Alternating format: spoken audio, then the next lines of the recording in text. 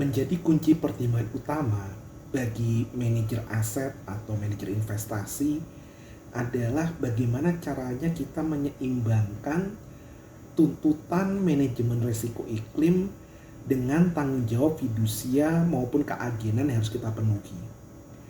Di sini, perusahaan manajemen aset ataupun manajemen investasi perlu menyeimbangkan antara apa yang dimandatkan oleh klien kita dengan hasil yang kita inginkan terkait dengan risiko iklim yang menjadi target kita. Contoh konkret misalnya, reksadana pasif tidak mungkin begitu saja melakukan divestasi dari sekuritas tertentu karena misalkan merupakan perusahaan penghasil emisi karbon tinggi misalkan. Seandainya sekuritas tersebut memang sudah ada dalam tolak ukur, entah itu masuk ke dalam suatu benchmark atau suatu indeks acuan yang menjadi mandat dari reksadana tersebut. Nah, ini kan hal yang sulit yang harus menjadi pertimbangan. Dan juga memang perlu disadari bahwa hanya ada ruang lingkup yang terbatas bagi manajer aset atau manajer investasi untuk bisa menyimpang dari pedoman portofolio sudah ditetapkan sebelumnya. Dan aset yang kita kelola pun harus tunduk pada batas-batas toleransi yang sudah ditetapkan dari awal, di mana ambang batas ini kan secara rutin akan terus dipantau.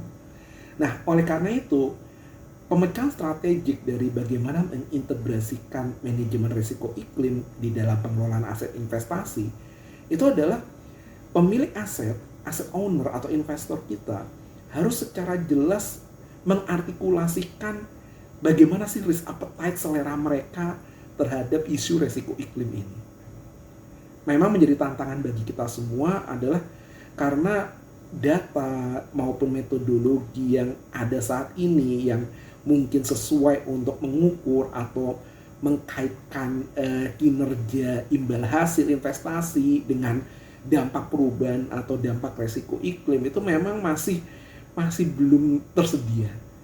Dan ini semakin diperparah dengan kalau kita bicara manajemen risiko iklim adalah rangka waktu yang panjang yang kita perlukan untuk memodelkan resiko dan menyusun skenario.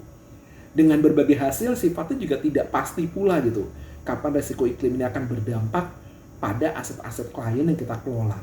Beberapa dampak seperti resiko fisik diperkirakan baru akan muncul 20 atau 30 tahun kemudian. Yang mungkin horizonnya sudah terlalu panjang dibandingkan dengan mandat yang diberikan kepada kita.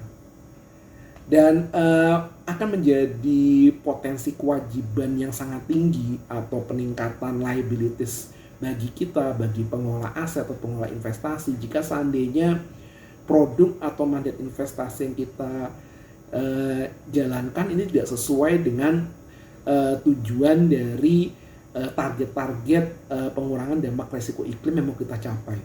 Terutama apalagi kalau seandainya metodologi dan data yang kita pakai pun sifatnya belum matang.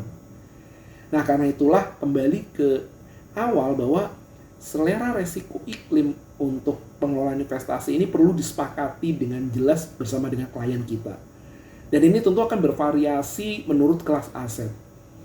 Jadi penting memang untuk dicatat bahwa tanpa adanya praktek yang konsisten yang diterima secara universal, yang sekarang memang belum ada, memang akan sulit untuk bisa melakukan evaluasi atribusi dari kinerja imbal hasil investasi kita, mana yang secara khas ini dipengaruhi oleh faktor-faktor resiko iklim tertentu. Nah, kita juga harus sadar bahwa kalau kita menetapkan tujuan manajemen aset atau manajemen investasi, misalkan mau melakukan dekarbonisasi portofolio, jadi mengurangi efek emisi karbon dari portofolio kita, baik itu proaktif kita tetapkan sendiri ataupun atas permintaan klien atau investor kita, ini ada dampaknya. Dampaknya adalah mungkin akan mengharuskan kita untuk meningkatkan keterlibatan secara aktif dalam penentuan kebijakan dari perusahaan tempat kita berinvestasi. Artinya kita tidak bisa lagi mengelola secara pasif, kita harus secara aktif terlibat dalam penentuan kebijakan-kebijakan RUPS maupun pemungutan suara terkait dengan pengelolaan perusahaan.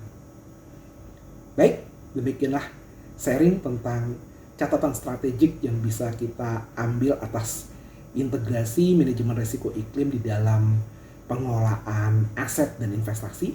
Sampai jumpa pada sharing berikutnya. Salam.